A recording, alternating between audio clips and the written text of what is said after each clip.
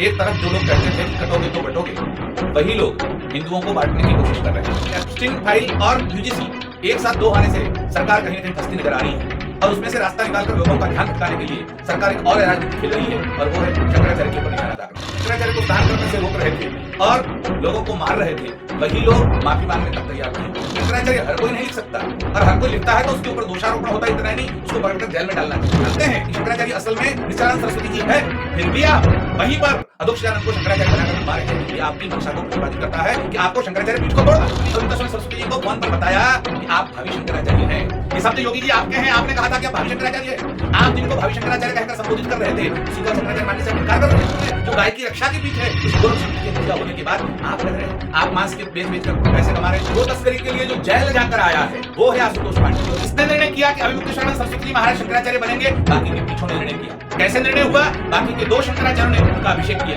श्रृंगेरी के शंकराचार्य, द्वारका के शंकराचार्य। एक भी शंकराचार्य जिनका समर्थन कर दे तो उनको हम शंकराचार्य मानते हैं। जय श्री कृष्ण। आज भारत में जो परिस्थितियां पैदा हुई है, इन परिस्थितियों को देखते हुए सनातन धर्म के ऊपर सारे लोग एकजुट होकर टूट पड़े हैं। बाहर के लोग तो सनातन के विरोध में है ही, लेकिन जो खुद को सनातनी कहते हैं, जो खुद को हिंदू कहते हैं, जो खुद को आर्य कहते हैं, वे लोग भी सनातन धर्म के सर्वोच्च धर्म गुरुओं के ऊपर उंगली उठाने लगे हैं। कारण क्या है? कारण यह नहीं है कि शंकराचार्य गलत है, कारण यह है कि उनको किसी न किसी को टारगेट बनाकर सनातन धर्म में विभाजन पैदा करना है। यह बात केवल शंकराचार्य की नहीं है। यूजीसी क्यों लाया गया? यूजीसी के पीछे क्या राजनीति है? सनातनियों को तोड़ो। एक तरफ जो लोग कहते थे कि कटोगे तो बटोगे, वही लोग हिंदुओं को बांटने की कोशिश कर रहे हैं। इसीलिए यूजीसी के कारण जिनको लोग सवर्ण कहते हैं और अन्य वर्ण कहते हैं, वो लोग आमने सामने आ जाएंगे, एक दूसरे के ऊपर निशाना ताकेंगे, एक दूसरे के ऊपर फरियाद कंप्लेन करेंगे और ऐसा करके उनको अपनी राजनीति चमकानी है, उनको अपना वोट बैंक तय करना है, अगड़े पिछड़े करके उनको कुछ न कुछ कमाना है और इसमें हर कोई शामिल है। वर्तमान सरकार का तो आप जितनी बात करें उतनी कम है। सरकार यही कह रही है कि उनको कैसे भी करके सत्ता में टिके रहना है और इसलिए सरकार एक नहीं तो दूसरा ढंग अपनाकर कोई न कोई प्रकार से हिंदुओं में विभाजन चाहती है और उसी विभाजन का ये परिणाम है कि यूजीसी के कारण पूरे देश में एक जन आंदोलन खड़ा हो गया। लोगों में ये भावना हो गई कि अब ये सरकार हिंदू समाज को तोड़ रही है। जब सरकार ही हिंदू समाज को तोड़ रही है तो हिंदुओं को एकजुट रहकर रहना चाहिए, इस बात पर जोर दिया जा रहा है। हम देख रहे हैं पिछले 4 दिनों से जिनको लोग सवर्ण नहीं कहते, ऐसे कई भाई बहनों के वीडियो हमने सोशल मीडिया में देखे और इन्होंने दावा किया और कहा कि हम सदैव सवर्ण समाज के साथ है, ये कानून गलत है और हम इसका समर्थन नहीं करते। तो जिनको आप पिछड़ा कह रहे हैं वो भी सवर्णों के साथ खड़ा है। इसका मतलब यह है कि कोई नहीं चाहता कि विभाजन हो, विभाजन केवल सरकार चाहती है। और यूजीसी के लिए लोगों को ध्यान भटकाने के लिए एक तरफ तो एप्स्टीन फाइल का मुद्दा है। एप्स्टीन के कारण संसद में कुछ न कुछ चलता रहता है और पक्ष विपक्ष की एक दूसरे के ऊपर जो कोई आपत्तियां विपत्तियां हैं वो हम सब देख ही रहे हैं। तो एप्स्टीन फाइल और यूजीसी एक साथ दो आने से सरकार कहीं ना कहीं फंसती नजर आ रही है और उसमें से रास्ता निकालकर लोगों का ध्यान भटकाने के लिए सरकार एक और राजनीति खेल रही है और वो है शंकराचार्य के ऊपर निशाना ताकना। यानी शंकराचार्य के ऊपर आप इस बंदूक को इधर से उधर ले जाओ तो लोगों का ध्यान भटक जाए और लोग जो डिमांड कर रहे हैं या लोग जो विरोध कर रहे हैं उसको नई दिशा में ले दिया जाए और वो नई दिशा में ले जाने के लिए एक षड्यंत्र रचा जा रहा है। उसका ही परिणाम योगी जी का प्रलाप है। हमने देखा शंकराचार्य को प्रयाग में जाने से रोका गया और प्रयाग में भी उनको स्नान करने से रोका गया। स्नान करने से रोकने का अधिकार किसी को नहीं था। रोकने के बाद उनके साथ जो लोग थे उसमें से एक हम भी थे। लोगों को पकड़कर हिरासत में लिया गया और जिसे कहते हैं कि गैर कानूनी ढंग से उनको पुलिस स्टेशन में रखा गया, मारपीट की गई, उनकी चोटी खींची गई, किसी की धोती खींची गई, किसी को डंडे से मारा गया, किसी के ऊपर हाथ उठाया गया, किसी को गालियां दी गई, अभद्र रूप से ये जो तांडव चला, इसके कारण समग्र हिंदू समाज में रोष फैल गया। दूसरी तरफ यही लोग जो शंकराचार्य को स्नान करने से रोक रहे थे और लोगों को मार रहे थे, वही लोग माफी मांगने तक तैयार नहीं हुए। बात जैसे जैसे धीरे धीरे अपने पाटे पर आ रही थी, तभी योगी जी ने विधानसभा में खड़े होकर नया प्रलाप कर दिया। इसकी आवश्यकता नहीं थी बोलने की, और न किसी प्रकार की जरूरत थी और न कोई दबाव था। केवल यूजीसी और एप्स्टीन फाइल का मुद्दा, उससे लोगों का ध्यान भटके और दूसरी तरफ जाए, इसलिए योगी जी ने यह स्टेटमेंट किया और शंकराचार्य हर कोई नहीं लिख सकता ऐसा बयानबाजी करके अपना जो अंदर छिपा हुआ बात थी उस बात को उन्होंने प्रकट कर दी। ये छिपी हुई बात क्या है? वो लोग चाहते हैं कि सनातन धर्म शंकराचार्यों का नेतृत्व का अस्वीकार करे। ये कोई एक शंकराचार्य की बात नहीं है, ये वर्षों से चल रहा है। आज कह रहे हैं आप योगी जी कि शंकराचार्य लिखने का अधिकार हर किसी को नहीं है। हम सहमत हैं आपकी बात से, शंकराचार्य हर कोई नहीं लिख सकता, और हर कोई लिखता है तो उसके ऊपर दोषारोपण होता है, इतना ही नहीं, उसको पकड़कर जेल में डालना चाहिए। लेकिन आप क्या कर रहे हैं? आपने क्या किया? अधोक्षजानंद को खड़ा किया। करने वाले कौन थे? उनको विदेश ले जाकर साथ में ले जाने वाले वाजपेयी जी, या उनको थाईलैंड में आरएसएस के कार्यालय में पनाह देकर वहां पर उनका सम्मान करने वाले आरएसएस के लोग क्यों ले जाते हैं आप अधोक्षजानंद जी को? अधोक्षजानंद जी है कौन? अरे पूरी शंकराचार्य सर्वविदित है कि महाभाग अनंत श्री विभूषित निश्चलानंद सरस्वती जी महाराज पुरी के मान्य शंकराचार्य है। इस मान्य शंकराचार्य के विरुद्ध किसी आतंकवादी को खड़ा करके आप घुमा रहे हैं। आपको शर्म आनी चाहिए। आप उनको शंकराचार्य के तौर पर, शंकराचार्य के नाम पर, शंकराचार्य के लेटर पैड पर, शंकराचार्य के बैनर के तले उनको भूमि आवंटित कर रहे हैं। और न केवल भूमि आवंटित करते हैं, आपके लोग वहां मिलने के लिए जाते हैं और फूलमाला चढ़ाते हैं, उनका सम्मान स्वागत करते हैं। अधोक्षजानंद का इस प्रकार से शंकराचार्य कर बनाकर कुंभ में या माघ मेले में घुमाना, यह आपको शोभा देता है। और आप कह रहे हैं कि हर कोई शंकराचार्य नहीं लिख सकता। अगर हर कोई नहीं लिख सकता, आप पूरी शंकराचार्य के पास गए हैं, एक बार नहीं कई बार गए हैं, पूरी शंकराचार्य के चरणों में बैठे हैं, पूरी शंकराचार्य जी ने आपको प्रसाद दिया है, आपने लिया, और उसके वीडियो फोटो जितने चाहिए सोशल मीडिया पर उपलब्ध है। जब आप जानते हैं कि शंकराचार्य असल में निश्चलानंद सरस्वती जी है, फिर भी आप वहीं पर अधोक्षजानंद को शंकराचार्य बनाकर घुमा रहे हैं, यह आपकी मंशा को प्रतिपादित करता है कि आपको शंकराचार्य पीठ को तोड़ना है, शंकराचार्य के नेतृत्व को तोड़ना है। एकमात्र हमारी आचार्य पीठे ही हैं जो आज तक निष्कलंक रही है, और वो आज से नहीं 2500 वर्ष से निष्कलंक रही है। उसको कलंकित करना ये आपका काम है, और आप उसको कलंकित करना, विभाजन करना, उनके मान मर्यादा को भंग करना, ध्वस्त करना, इसके प्रयास कर रहे हैं। इसलिए नकली शंकराचार्य को खड़ा करने की फैक्ट्री अगर कोई है तो वो भारतीय जनता पार्टी है, वो आरएसएस है। आप लोगों ने नकली शंकराचार्य खड़े किए। अधोक्षजानंद की फैक्ट्री आप है, अधोक्षजानंद की जननी आप लोग हैं। आप लोगों के कारण अधोक्षजानंद जैसा एक व्यक्ति शंकराचार्य बनकर घूम रहा है। और न केवल अधोक्षजानंद, आपने वासुदेवानंद सरस्वती को मिलने के लिए आप गए, स्वामी वासुदेवानंद सरस्वती को फूल माला डाले, हमें कोई आपत्ति नहीं है। लेकिन बतौर शंकराचार्य आप लिख रहे हैं कि हम शंकराचार्य से मिले और ज्योतिष पीठ के शंकराचार्य से मिले, ऐसा आप कैसे लिख सकते हैं? वासुदेवानंद सरस्वती शंकराचार्य है कि नहीं, ये बात कोर्ट में पेंडिंग है। और इसलिए पेंडिंग है कि पहले वासुदेवानंद सरस्वती शंकराचार्य नहीं है, इसलिए स्वामी स्वरूपानंद सरस्वती जी जो ब्रह्मलीन महाभाग है, उन्होंने कोर्ट में ये वाद डाला था कि ये शंकराचार्य नहीं है। जो जिला स्तर की कोर्ट थी उसने आदेश कर दिया कि वासुदेवानंद शंकराचार्य नहीं है, फिर भी आप लोग नहीं माने। अपील हुई, एपेलेट कोर्ट ने अस्वीकार कर दिया, और एपेलेट कोर्ट ने कहा वासुदेवानंद को अब शंकराचार्य के रूप में स्वीकार नहीं कर सकते। न केवल इतना कहा, उन्होंने यह कहा कि उनको सन्यासी के रूप में हम स्वीकार नहीं कर सकते। जो व्यक्ति सन्यासी कहलाने के लायक नहीं, और कोर्ट जिसको सन्यासी नहीं मान रहा, और बाकी की 3 पीठें जिनको शंकराचार्य नहीं मान रही है, तीनों पीठ के शंकराचार्य में से किसी एक शंकराचार्य का निवेदन बता दो जो मानते हो कि वासुदेवानंद असली शंकराचार्य है। न पुरी महाभाग, न द्वारका महाभाग, और न ही श्रृंगेरी महाभाग। 3 पीठें, ज्योतिष पीठ को छोड़ दें आप, लेकिन बाकी की 3 पीठों में से किसने वासुदेवानंद जी का समर्थन किया? केवल योगी की पीठ ने समर्थन किया। और योगी की पीठ समर्थन करे वो शंकराचार्य कहलाए, ऐसा कौन सा नियम है? ऐसे धर्म की कौन सी परिभाषा है? ऐसे शास्त्र में कौन सा विधान है? इसलिए आपने जो किया वो स्पष्ट रूप से शंकराचार्य पीठों को कलंकित, ध्वस्त करने का, मान मर्यादा भंग करने का प्रयास है। और इसीलिए आप लोग इन नकली शंकराचार्यों को घुमा रहे हैं। एक दो नहीं, हमारी जानकारी में तो यह है कि 90 से अधिक लोगों को शंकराचार्य बनाकर घुमा रहे हैं। आपने ही किन्नर अखाड़ा बनवाया, आप लोगों ने ही किन्नरों को शंकराचार्य बनाने की हवा चलाई और उसको हवा भरने का काम भी आप लोगों ने किया। क्या चाहते हैं आप लोग? केवल शंकराचार्यों को ही मान मर्यादा से भ्रष्ट करना है आपको, और यह करके आपको क्या मिलेगा? आपको अपनी मंशा, क्योंकि राजनीति हमारे हाथ में है तो धर्म भी हमारे हाथ में होना चाहिए, मठ मंदिर हमारे हाथ में होना चाहिए, हिंदू जो हम कहे वो करे। ये जो आपकी मनसा है वो भ्रष्ट मानसिकता का परिणाम है। इसलिए अगर आप सच्चे हैं, अगर आप जो कहते हैं कि हर कोई शंकराचार्य नहीं लिख सकता, तो आप कार्यवाही करते वासुदेवानंद जी के ऊपर, आप कार्यवाही करते अधोक्षानंद जी के ऊपर, आप कार्यवाही करते नरेंद्रानंद जी के ऊपर, आप कार्यवाही करते जितने भी बाकी के लोग हैं जो अपने आप को अरे प्रज्ञानानंद अपने आप को 2 पीठों के शंकराचार्य स्वयं को घोषित कर रहे हैं।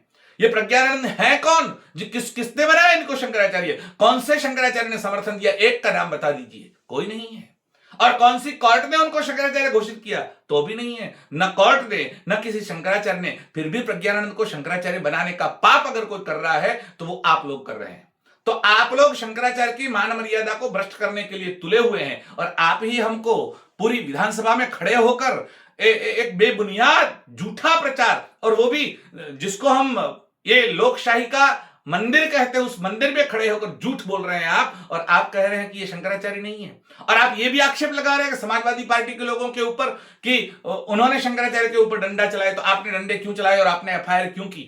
देखिए, उसने चोरी की तो मैं भी लूट करूंगा, ये ठीक नहीं है। तो जैसा मोदी जी कर रहे हैं, कांग्रेस ने वही किया था, हम भी वही कर रहे हैं, तो कांग्रेस वही कर रही थी, तुम वही कर रहे हो, तो तुमको लाए क्यों?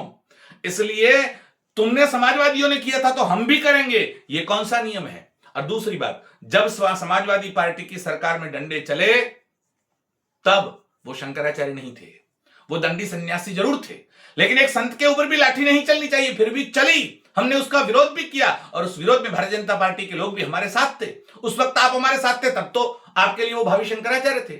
जब पुलवामा की घटना हुई और उस दिन हम लोग राम मंदिर के लिए जाने वाले थे स्वामी स्वरूपानंद सरस्वती जी महाराज के नेतृत्व में, और तब आपने फोन करके, उस फोन का रिकॉर्डिंग है हमारे पास, और फोन करके आपने ये स्वामी अविमुक्तानंद सरस्वती जी को फोन पर बताया कि आप भावी शंकराचार्य हैं। ये शब्द योगी जी आपके हैं, आपने कहा था कि आप भावी शंकराचार्य हैं। आप जिनको भावी शंकराचार्य कहकर संबोधित कर रहे थे, उसी को आज शंकराचार्य मानने से आप इनकार कर रहे हैं। इसका मतलब क्या हुआ? आप जहां जो चाहे बोल दें, एक दिन कह दे ये शंकराचार्य आपके फायदे के लिए, और दूसरे दिन मना कर दे ये शंकराचार्य नहीं है। तो आपका फायदा महत्वपूर्ण है या शंकराचार्य पीठ महत्वपूर्ण है?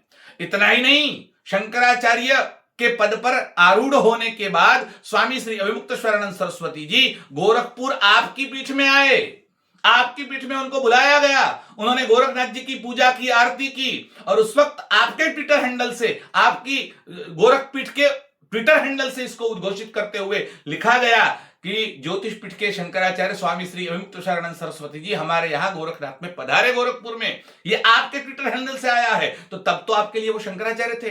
वहां आपने उल्लेखित किया है कि वो शंकराचार्य है, तो आपकी पीठ उनको शंकराचार्य मान रही है, और उसी पीठ के महंत होकर, उसी पीठ के सर्वे सर्वा, उसी पीठ के मुखिया होकर आप मना कर रहे हैं कि वो शंकराचार्य नहीं है। ये दो मुंह की बात आप बंद करिए।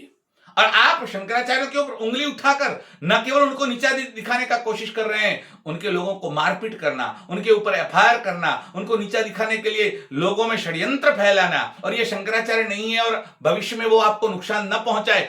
और नुकसान कौन सा? क्योंकि शंकराचार्य कह रहे हैं कि गौ माता राष्ट्र माता घोषित हो, गौ माता राज्य माता घोषित हो। गौ माता को राज्य माता घोषित उत्तर प्रदेश में न करना पड़े, क्योंकि बीफ देने वाली कंपनियों से आप चंदा लेते हैं। अरे इतना ही नहीं, बीफ की जो एक्सपोर्ट करते हैं उनके पास से आपको पास पैसा आता है, आप मांस की बिक्री कर करके पैसा कमाते हैं। योगियों को यह शोभा नहीं देता, सन्यासियों को यह शोभा नहीं देता, संतों को यह शोभा नहीं देता, और वो भी गोरक्ष पीठ, जिनका नाम ही गोरक्ष है, जो गाय की रक्षा की पीठ है, उस गोरक्ष पीठ के मुखिया होने के बाद आप कह रहे हैं आप मांस के बेच कर पैसे कमा रहे हैं, और आपका मंत्री मिनिस्टर मीडिया के सामने आकर कहते हैं हम भैंस का मांस बेच रहे हैं। क्या मतलब है इसका? अरे कौन सा भी मांस, आप बकरे का बेचो या मुर्गे का बेचो, लेकिन कौन सा मांस बेचो, ये आपको शोभा देता है कि आपका मंत्री कह रहा है कि योगी की सरकार मांस बेचकर पैसे कमा रही है? ये कहां तक जायज है? आपको ठीक लगता है? ये शोभा नहीं देता आपको, फिर भी आपने ये किया। और दूसरी बात, शंकराचार्य के ऊपर घिनौना आक्षेप कर दो और उनको मटियामेट कर दो, उनकी इज्जत को धूल में मिला दो, ये प्रयास आपने किया। आपने खड़ा किया आशुतोष नाम के एक व्यक्ति को। कौन है आशुतोष? कहां से आया आशुतोष? आशुतोष की कुंडली पढ़ी है आपने? आशुतोष कैसा व्यक्ति है? हमने तो सोशल मीडिया पर अभी देखा 27 उसके ऊपर मुकदमे दायर किए हुए हैं, ऐसा हमने देखा सोशल मीडिया में। कई लोगों ने इसके विषय में लिखा है। यह आशुतोष के विषय में तारीख 9 सितंबर 1925 को कोर्ट ने गैर जमानती वारंट निकाला है, जिसके ऊपर गैर जमानती वारंट निकला हो। अरे जो गो तस्करी में शामिल है, ऐसी न्यूज आई है। मैंने सोशल मीडिया में जो बातें आई और उसको देखने की कोशिश की, तो हमारे पास दी प्रिंट और दी प्रिंट का जो मैटर आया, दी प्रिंट में स्पष्ट रूप से कहा गया गो तस्करी के लिए गए जेल। गो तस्करी के लिए जो जेल जाकर आया है वो है आशुतोष पांडे। मतलब आप एक तरफ जो गो तस्करी करने वाले लोगों से चंदा ले रहे हैं, गो माता को राज्य माता घोषित न करना पड़े इसलिए आप प्रयास कर रहे हैं, इसलिए शंकराचार्य को रोक रहे हैं, और उसी का ये सबूत दे रहा है आशुतोष पांडे कि गो तस्करी के मामले में वो खुद शामिल था और उसके पास आप पिछले दरवाजे से मुकदमा दायर करवाते हैं, और वो भी घिनौना आक्षेप करके। इसका मतलब है कि आप उन लोगों से मिले हुए हैं और आपके कारण वो लोग कूद रहे हैं। और जानते हैं आशुतोष ब्रह्मचारी कौन है? वो ये वही आशुतोष पांडे हैं जिन्होंने अखिलेश यादव के साथ मिलकर आपके विरुद्ध में आंदोलन किया था, और योगी जी के लिए हमने योगी जी का पिंडदान कर दिया है, ऐसी घोषणा करने वाला यही आशुतोष ब्रह्मचारी था। ये आशुतोष पांडे था जिसने कहा था कि मैंने योगी जी का पिंडदान कर दिया है और ब्रह्म समाज से पिंडदान करवा दिया है। जो आपका पिंडदान कर रहा था कल तक, आज वो आपका चहेता हो गया, और उसी का सहारा लेकर, उसके कंधे पर बंदूक रखकर आप शंकराचार्य को निशाना बनाने के लिए निकले हैं। इतना ही नहीं, ये आशुतोष ब्रह्मचारी ने इससे पहले धोखाधड़ी के आरोप में भी उनको जेल हुई है। आप देख सकते हैं, मेरे पास सोशल मीडिया में इसकी लिंक भी है। अमर उजाला अखबार आपका है, और अमर उजाला अखबार में इस बात की पुष्टि की है। ये अमर उजाला अखबार का हमारे पास है, और अमर उजाला अखबार में धोखाधड़ी के केस में आशुतोष को किया गिरफ्तार, जेल भेजा, ये अमर उजाला की ये न्यूज है। ये न्यूज हमारी घर की नहीं है, ये आपके अखबार है और आपके उत्तर प्रदेश के अखबार हैं, और वो कह रहे हैं कि आशुतोष को जेल भेजा गया। जिसको जेल भेजा जा रहा है, जो गो तस्करी में शामिल है, उसके कंधे पर आपने बंदूक रखी है। और न केवल इतना है, और भी आगे आप देखिए कि आशुतोष ने क्या किया है। तथाकथित अध्यक्ष जी और इनके नाम से मंत्री जी का नाम लेकर तबादला रोकने के लिए, और मंत्री जी के नाम को उन्होंने बेच दिया।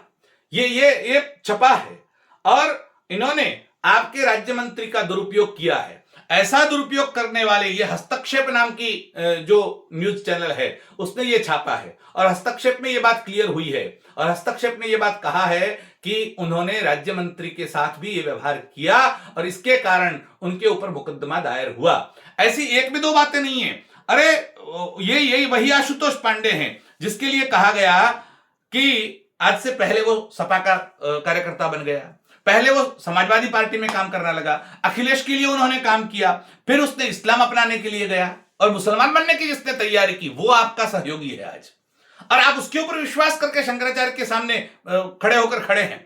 और इतना ही नहीं, फिर गो तस्करों के साथ पकड़ा गया, और हर जगह उसने अपने बाप का नाम अलग लिखा है।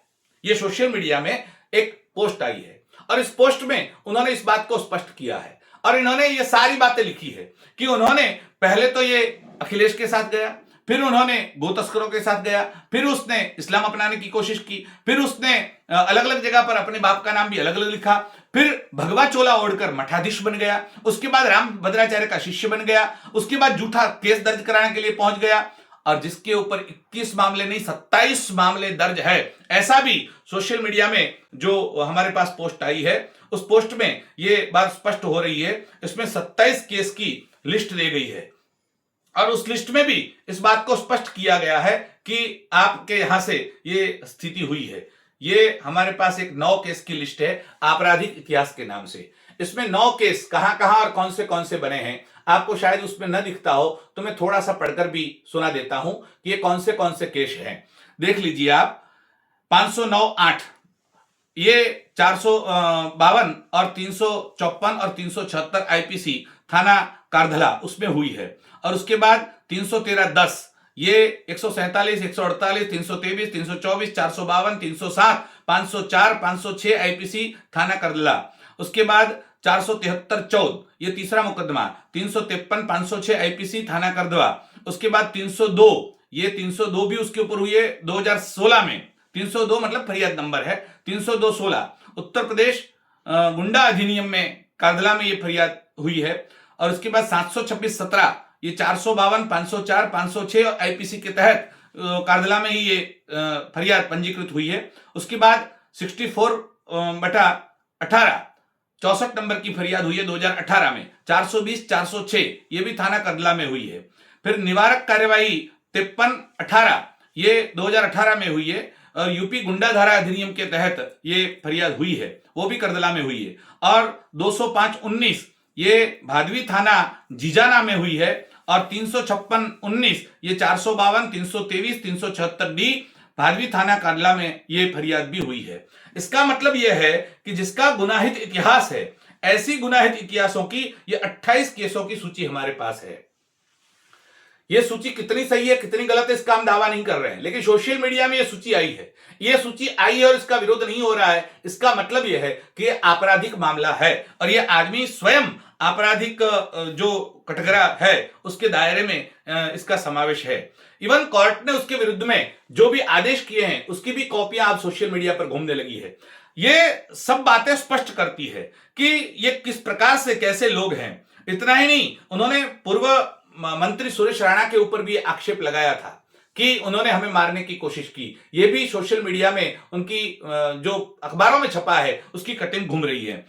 और इसके अलावा ये जो ट्विटर हैंडल से, शामली पुलिस के ट्विटर हैंडल से आया है, एसपी शामिल श्री अजय कुमार के निर्देशन में चलाए जा रहे अभियान ऑपरेशन चक्रव्यूह के दौरान थाना कांधला पुलिस द्वारा 25,000 रुपए का इनामी हिस्ट्री सीटर वांछित अभियुक्त आशुतोष पांडे का उसका साथी आशुतोष पांडे उसके साथी को गिरफ्तार किया गया। यानी इसके ऊपर 25,000 रुपए का तो इनाम रखा गया था।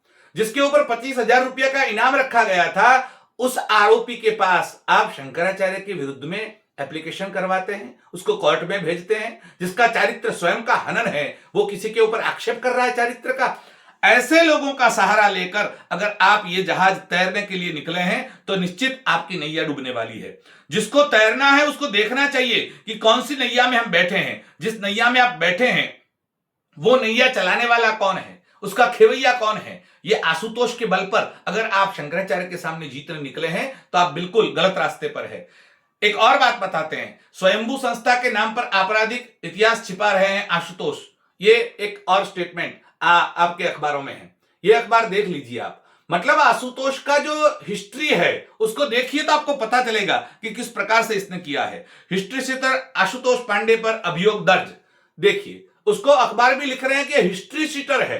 हिस्ट्री सीटर नाम से ये पता चलता है कि ऐसे हिस्ट्री सीटर को आप इसके कंधे पर बंदूक लेकर शंकराचार्य का विरोध करने के लिए निकले हैं।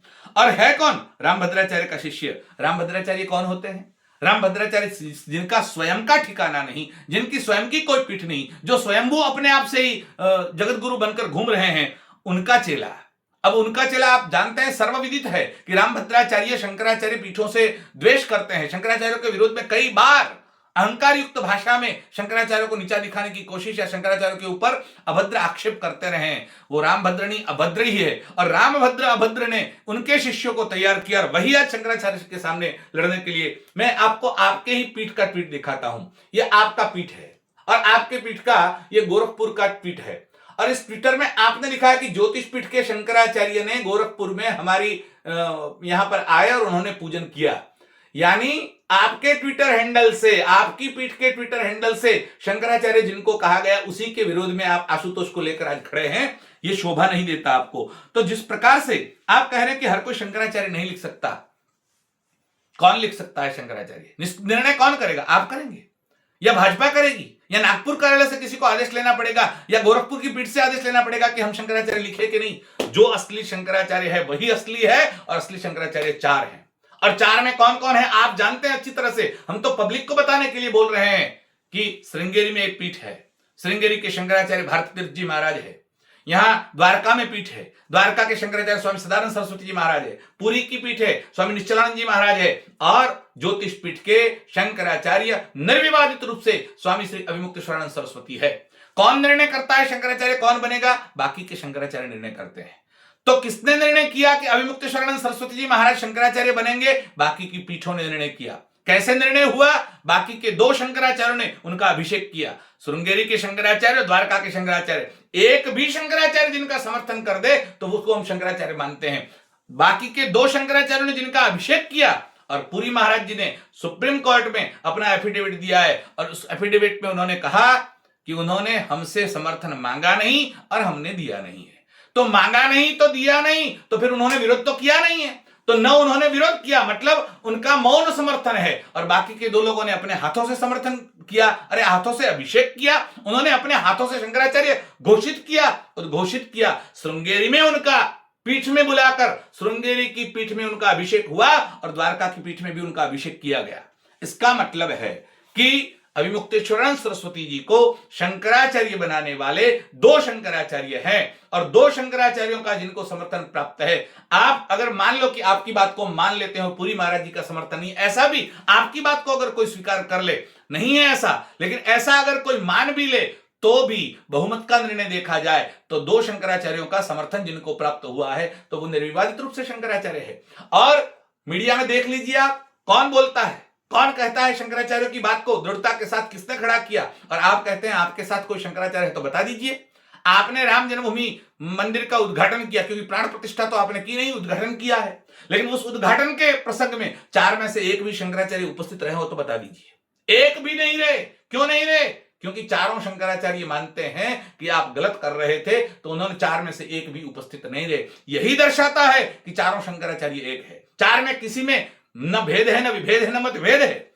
हाँ, हो सकता है कोई ज्यादा बात करता हो, कोई कम बात करता हो, कोई अपने विस्तार की बात करता हो, वो पूरे भारत की बात करता हो। यही शंकराचार्य है जिन्होंने पूरे भारत में गोध्वज प्रतिष्ठा फहराई, लहराई, और इस यात्रा को लेकर भारत के एक एक राज्य में गए।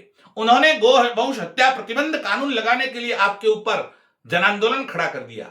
आज भारत का बच्चा बच्चा बोल रहा है कि गौ माता को राष्ट्रमाता घोषित करो, गौ माता का जो वध हो रहा है उसको बंद करो, गौवंश हत्या प्रतिबंध करो, बीफ का जो एक्सपोर्ट हो रहा है उसको बंद करो, बीफ की कमाई से सरकार चलाना बंद करो। ये बात उठी है और वो आपको हजम नहीं हो रही है, इसलिए आपको केवल शंकराचार्य का विरोध करके इन 3 बातों को प्रतिपादित करना था। 1, आपको गोमांस के पैसे से सरकार चलानी है या बीफ एक्सपोर्ट कर से उससे कमाना है, वो आपकी सेंट्रल की सरकार और राज्य की सरकार दोनों ही ये कर रही है।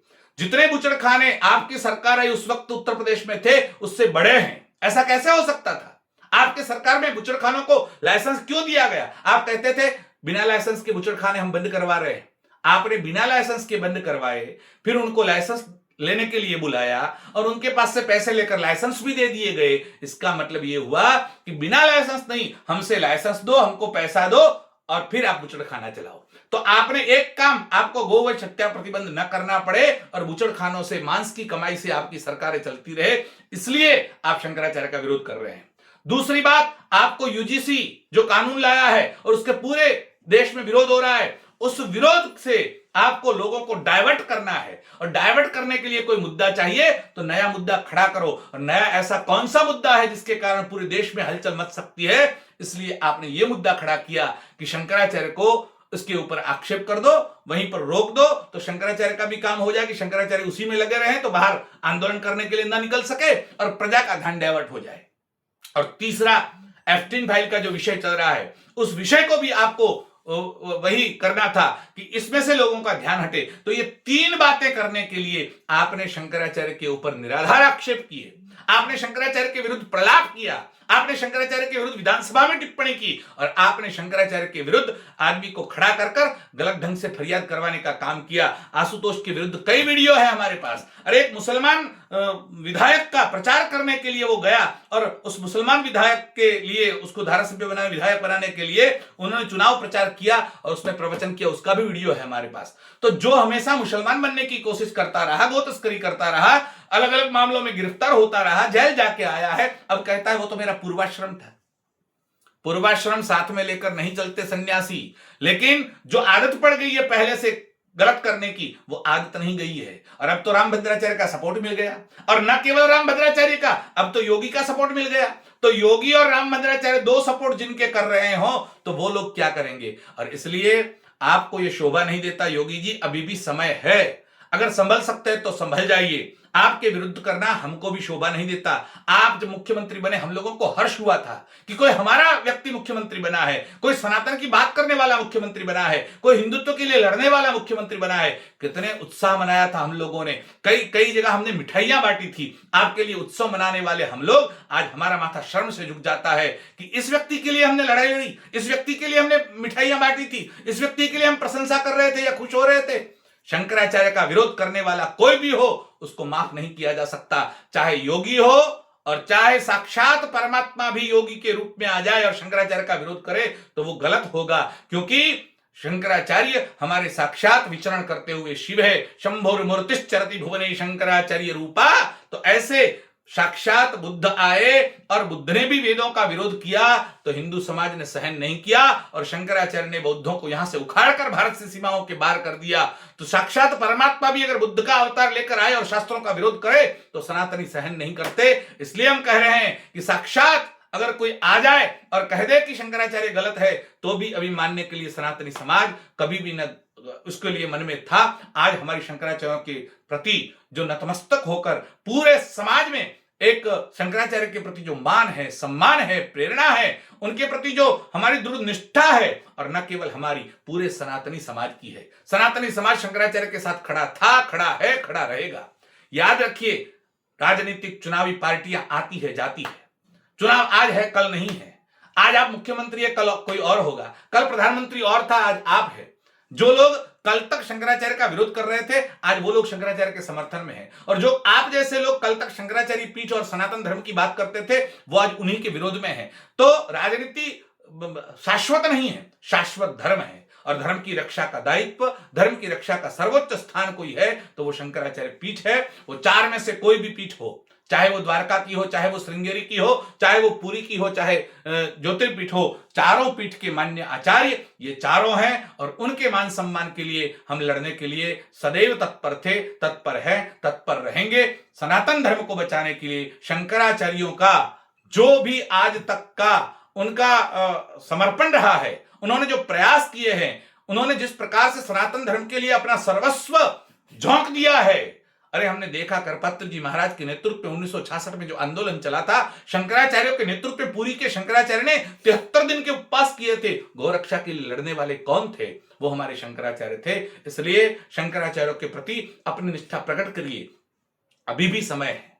अगर आपकी राजनीति को आपको संभालना है, अगर आपकी पीठ को आपको संभालना है तो अभी भी समय है योगी जी। अभी भी जाइए शंकराचार्य के चरणों में बैठिए, क्षमा प्रार्थना करिए। वो इतने विशाल हृदय के हैं कि क्षमा कर देंगे। लेकिन अगर ये सद्बुद्धि आपको नहीं आई तो एक तरफ आपकी पार्टी में तो आपके विरोधी है ही, आपकी पार्टी में तो दिल्ली से साजिश चल ही रही है, आपको हटाने का प्रयास चल ही रहा है, और शंकराचार्य के साथ साथ अगर सनातनी जनता आपके विमुख हो गई तो आपकी कुर्सी अवश्य ही खतरे में आ जाएगी। और हम नहीं चाहते थे कि आप जैसे मुख्यमंत्री को हटाया जाए, लेकिन अगर ये नहीं होता है तो हमको भी अपना सैन्य लेकर आपके विरुद्ध में खड़ा होने पड़ेगा।